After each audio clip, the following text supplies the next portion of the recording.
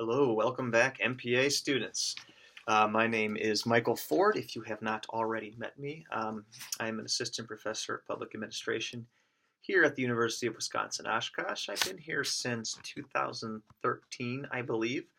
Um, so I've been here a decent amount of time. I think this is the fourth or fifth time I have taught this course. I think it's the fourth, public budgeting and financial management.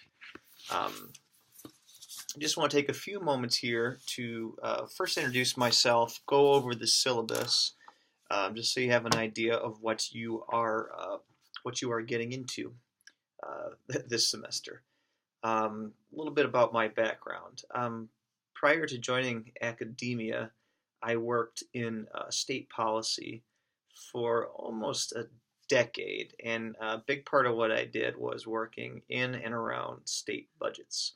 So I did spend a decent amount of time on the ground in Madison, uh, putting together uh, putting together aspects of the state budget, working with some of the agencies on the budgeting process, and it was enlightening.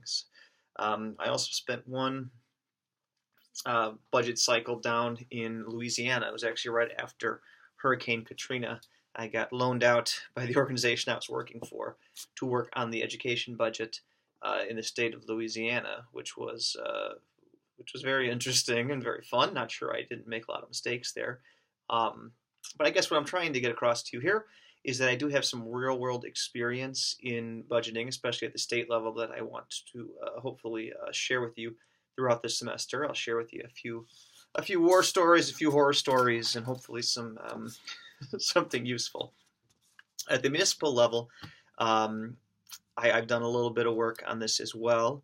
Part of it is right now I serve on the City of Oshkosh Plan Commission, which is a nice little advisory body where we try to help the City of Oshkosh kind of plan out conceptually what they want the future to look like, and certainly we intersect with the budgeting process quite frequently.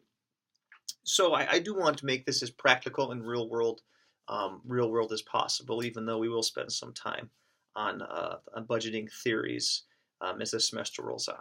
But anyways, without further ado, if you haven't printed out the syllabus or looked at it, looks like that, right?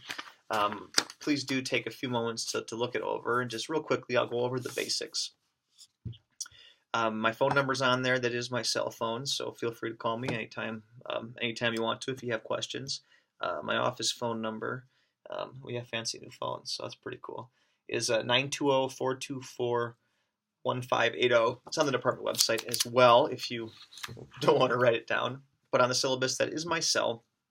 So just know that I'm always reachable. My email's on there as well. It's fordm@uwosh.edu. That's important because if you email ford@uwosh.edu, you will not get me. You'll get the other Mike Ford, um, who's retired. He's from the education school. So when he was here, at the very least, he'd forward the emails on to me quickly. Now he might not do that. So make sure you send it to me.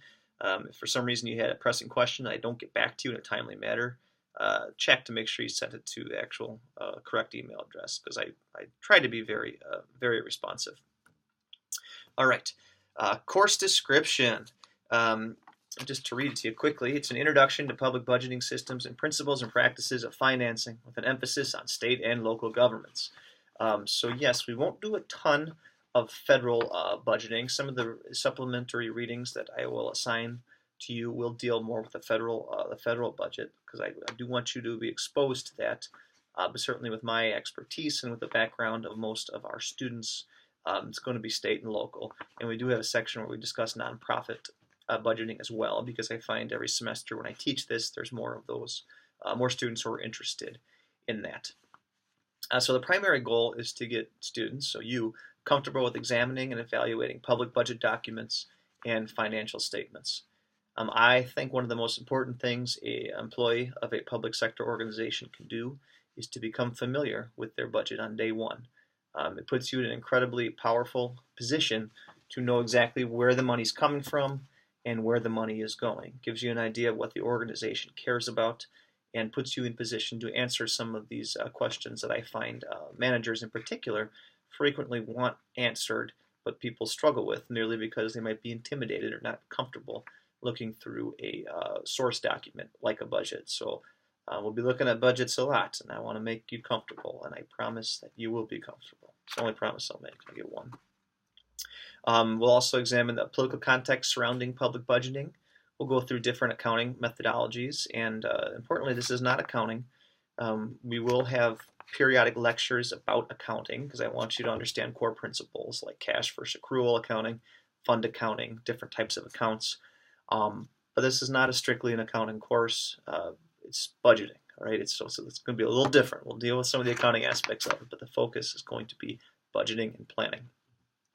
We'll go through budget design, some finance theory, and then fiscal condition evaluation. In fact, your final project will be to evaluate the health of a municipality of your choosing, looking at 2 data points that are 5 years, ideally 5 years. It might be 4 or 3, depending on data availability and the place you're interested in, but 5 years apart.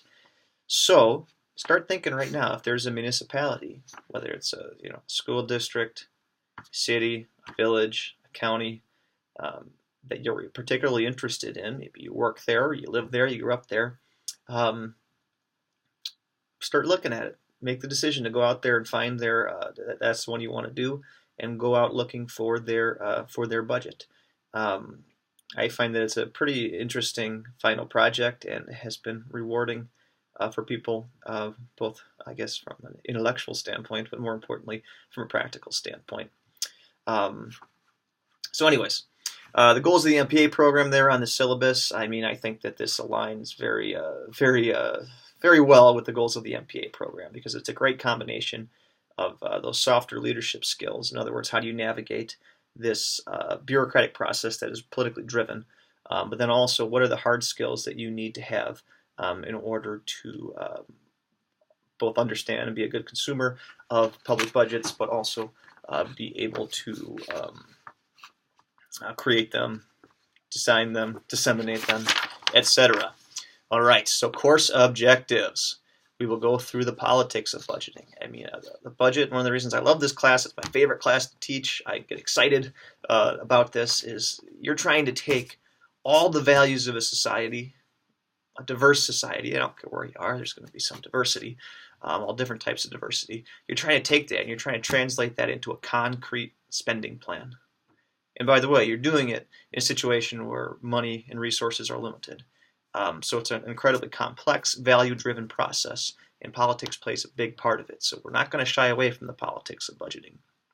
We'll see where we're at when the semester actually starts, but as of today, we don't yet have a Wisconsin state budget. So we got a very interesting case study going on right now at the state level. But even if that's all settled, don't worry, there'll be no shortage of fun political discussions to have as they relate to budgeting.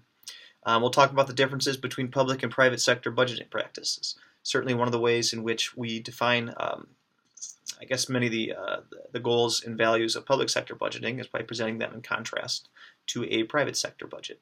A lot of those things overlap with what you've learned in the intro class if you had it with me, and I'm assuming with Dr. Nolenberger, or now Dr. Larson, who is our new faculty member, who we're excited to have, so be nice to her. She's great.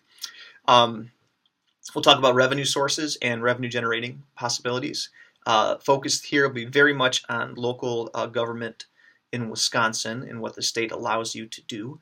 This is on purpose because most of you are in Wisconsin. We may get a few Michigan in there, so if you are from out of state or you're interested in learning about what other states are doing, please let me know and we can work that in. We'll go through the key steps of the Wisconsin state budget process. Even if you don't work for the state government, if you're just involved in local government, a key revenue source for you and a key source of policy changes or regulatory changes is going to be that state budget. So I think it's important for everybody to understand the state budget process, understand those key points when you as a local government official, local government employee, or just someone interested in your communities where you can actually have an influence. We'll go through current trends and issues in public sector budgeting. So there's all kinds of different acronyms and buzzwords and jargon that you might come across, and we'll try to break that down for you so you can make sense of it and speak intelligently about budgeting, even if this is not primarily what you do. We'll go through the role of interest groups in the budget process, which is key and important. And then finally, how to evaluate the fiscal health of a municipality. We'll go through this in detail in our third class, but more importantly, you'll get to do it on your own for your final project, which will be an actual presentation. Well, I shouldn't say that because you won't actually give the presentation. You'll prepare a PowerPoint presentation that goes through your results and presents them to me. You'll also be exposed to classic budget readings. So I have a whole, on D2L, a list there of academic readings, and you will be assigned one of them. There'll be different groups, and each group will get one of these papers that you'll read, and then you guys will collectively come and discuss it in front of the class. That's not take-home work where you have to actually get together outside of class and plan a presentation. Rather, I'm more interested in having a few discussion leaders share their thoughts on these classic budget readings while I and the class pepper you with questions and challenge you, hopefully. So let's see here. Where are we at? Yes, we look at classic budget readings and actual budget documents, so source material. Always go to the source material when you're talking about finances. Don't count on a newspaper report. Don't count on a third party that told you something. Go to the source documents. So you're gonna love these things by the end of the semester. We'll put particular focus on this tension between ideal decision-making environments and the reality of constrictions on decision-making. It's not a saying, but it's a statement that has been made often by researchers in the budgeting world, is that resources will always be limited. There will never be enough money out there to satisfy everybody's needs in a municipality. In other words, not everyone's going to get what they want. So you're always dealing with this finite pie where no matter what you do, what decision you make, if you're putting more money into one thing, you're putting more money into corrections. That means less money is going into education. If you're putting more money into public works, that means less money might be going into public health. So trade-offs is going to be a big part of our discussion. All right, so those are our course objectives. How do these connect to our program goals? Well, the three major projects you'll do this semester is first you'll present that classic public finance reading to the class, really just discuss it. So that'll help you with your both close reading skills of academic writings, which is always fun, right? I get to write those all the time. Yeah, they're as much fun to write as they are to read. I kid. I love it. So one, present this classic public finance reading to the class, which will also help with your oral presentation skills. Two, evaluate and present a state budget paper. And that's kind of cool because you will pretend to be a state budget analyst and you will give a presentation to the class where you go through different aspects, what am I looking for here? Different policy options that the State Legislative Fiscal Bureau put in front of the Wisconsin Joint Committee on Finance. And you get to play the expert and explain to the class what the different options are and the option you recommend. It's a great way to both tailor this to something you actually care about, because the state budget has all kinds of different policy items. You'll find something interesting to you.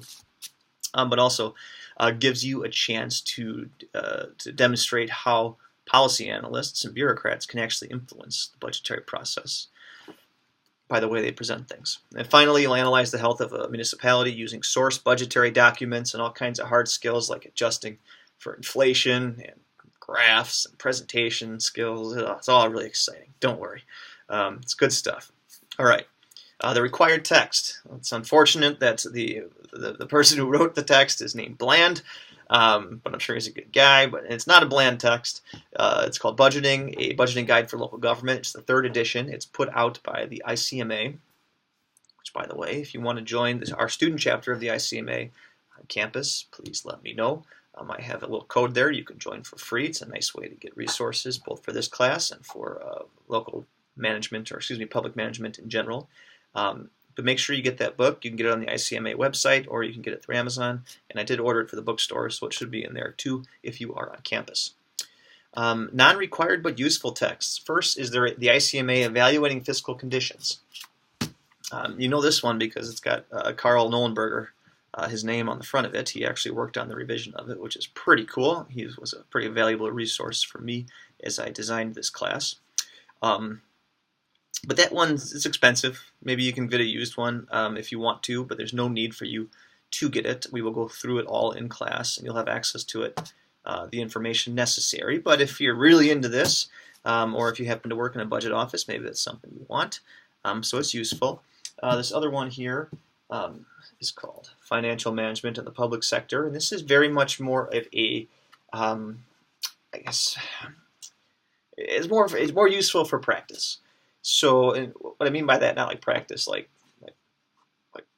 practicing these actual hard skills, but in other words, if you are working in a budget office as a budget analyst or more as a financial management, public sector financial management officer, this might be a useful text for you to have because it's got all kinds of hard skills, and many of the hard skills that I'll bring into class, mathematical formulas and whatnot that I'll share with you, come out of this text. So it might be something you want, but again, depends on your unique situation. It is not required. And then finally, Warren Ruppel's Governmental Accounting Made Easy, where if you are into government accounting, it's a worthwhile text to have. I have assigned that one in the past, and I will say, unlike the bland text, that thing is bland, and students did not like it. Therefore, it's not being assigned again, but I am going to be teaching you the core things that I think are important out of that text. So don't stress. You'll get all the government accounting you can handle. All right, requirements and policies. You need to be here. Nature of this course is that you need to participate. All 5. And what I mean by, the first one I realize is online, so watch this video, watch the other videos. I can even go on D2L and check if you have, so there you go. A little bit of accountability there for you. But make sure you're going to be there. If something does come up, I'm a realist, I understand life does happen. Just please let me know as soon as possible, and we can find some way around it, but it's difficult, especially these, I'd say budgeting and research methods are 2 courses where you don't want to fall behind because it can start to feel overwhelming. I promise you it's not overwhelming if you take it little by little, chunk by chunk, course by course, but make sure you're here. Ideally, we can learn from each other in this class like we do in most of our MPA classes. So I encourage you to speak up, bring in your own experience. I mean, one of the fun things I think is really fun about budgeting, and it's challenging, is that local municipal budgeting, there's so many municipalities, there's so many different ways municipalities go about this. The difference between, let's say, a municipality that's got one person doing all their finances and one that's got a whole finance department, I mean, they're incredible. So if I'm playing kind of middle of the road when I'm teaching these concepts. But if there's something that I'm teaching and you're saying, you know what, we don't do it that way where I am. Up in Wausau, we do it this way. I share it. That's useful. What might be a best practice, what might be in research, what might be something that I've been exposed to or someone else has been exposed to. It doesn't mean that's what you've been exposed to. So I encourage you to bring that up. Bring up your own experience. Whether that's in the private, public, or nonprofit sector. And I didn't mention that, but if you are in the nonprofit sector and you prefer to evaluate the health of a nonprofit organization as your final project as opposed to a municipality, you are absolutely welcome to do that. I'll have a lecture that goes through that. It's a little different, but it's something that I think is possible. And someone who used to work in the nonprofit sector, and actually I worked as the VP of operations, so I did the finances. I sympathize and why it's important. So by all means, bring that up. Let me know that that's what you're interested in, and we'll make that happen. So that's my long-winded way of saying, speak up, share your experience. Let's learn from each other. One of the great things about this MPA program in general, and this class specifically, is that we have so much experience in it. That's your assets. By all means, speak up. Okay, grades are pretty simple.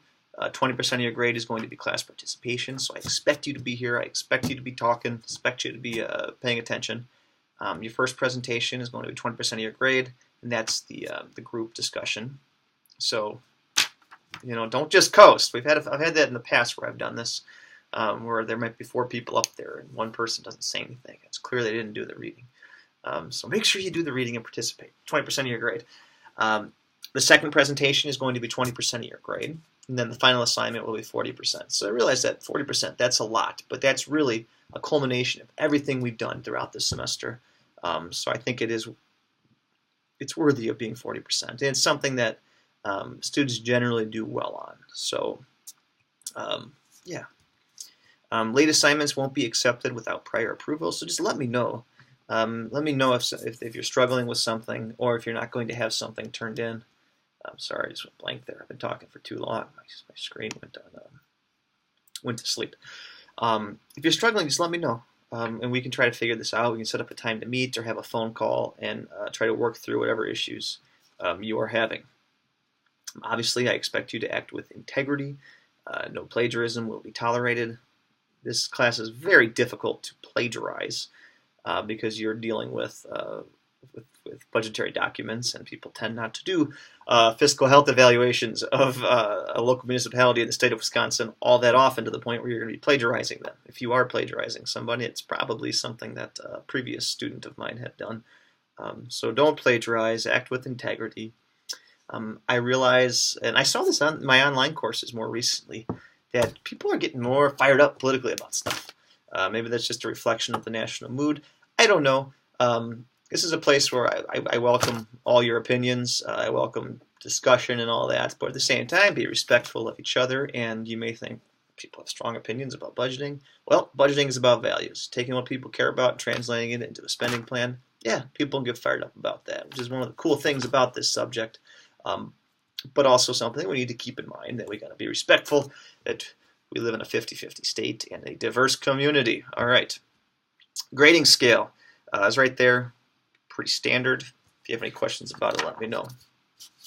The last couple pages of the syllabus, we have week-by-week details of what is expected of you. As you know, the first week we are meeting online, so the expectations there are simply that you watch the lectures. I do have a discussion board set up there if you have questions or comments you want to share, but it's not like a summer online course where that's the discussion board's the kind of the key gradable element. I just want to make sure that you do these readings, watch these lectures, and come into our second class on October 7th, ready to get down and ready to really dive in to our discussion. Your first assignment will be due that second class period, and that will be the presentation of the classic reading. And I will be contacting you individually in groups to assign that reading to you. So please keep an eye out for that. Everything else should be spelled out. As always, if you have any questions for me, give me a call, send me an email. And I look forward to having a fun semester. I can't stress enough how important I think this class is. And even though we are dealing with numbers, it's not something you need to be worried about. I will say that this is the class more than any other where I have students come in and say that I really was worried about this, but it was a really cool class, much better than I had expected. Not as much in the research methods class. They don't say that. I don't know why. I don't know. So, looking forward to a productive semester. Have yourself a great one. If you have questions, you know where to find me.